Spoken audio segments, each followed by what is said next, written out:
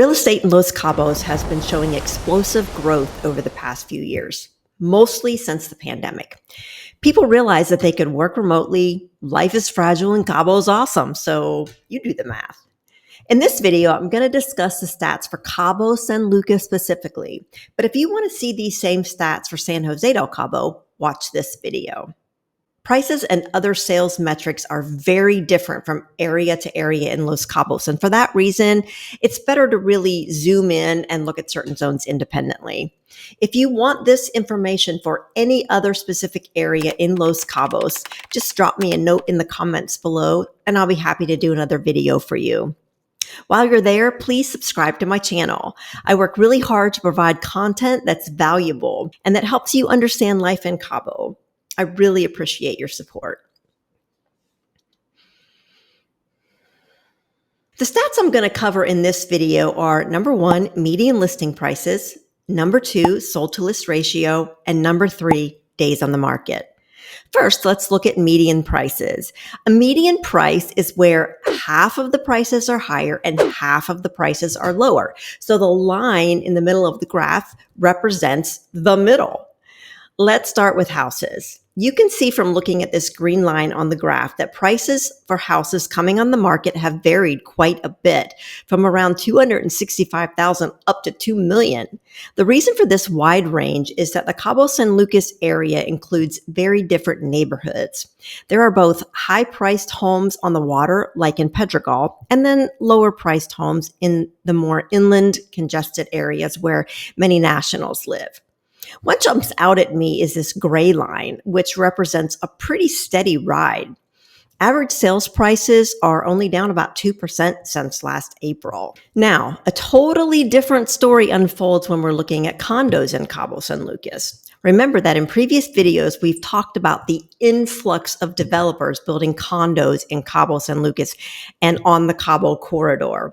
As these condos get closer to completion, prices are going up by around 20% over last year. That means if you bought a pre-construction condo last year, you already have equity. Congratulations. Now let's check out the sold to list ratio. The sold to list ratio is easy to understand. It tells us the ratio of the sales price to the original price or list price. Numbers above 100 show that on average, properties sold for more than the original asking price.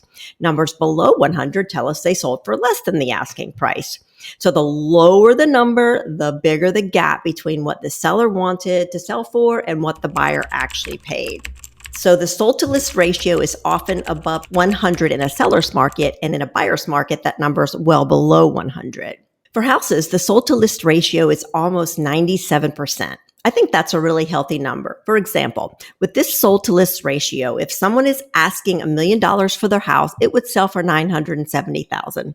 Both buyer and seller would be happy. Last year, the same $1 million house would have cost the buyer $1,050,000. That's an $80,000 difference. For condos, it looks different. The ratio is down to around 94% of the asking price. This could reflect people trying to sell the condos that they bought pre-construction, or it could just be that condos have been overpriced and the market is correcting. We shall see. But we can't ignore our third metric, days on the market, or DOM. We want to see a DOM number that is low. A low number means that houses are selling faster. The average DOM for houses is down around 16% since April 2023 to an average of 104 days. There is one other very important thing you need to know when looking at DOM, and that is that our closings in Cabo take on average 90 days. So in this graph, when you see that the DOM for houses in March was 104 days, you need to subtract 90 days for the closing process and get an estimate of how many days the listing was live until they had an accepted offer.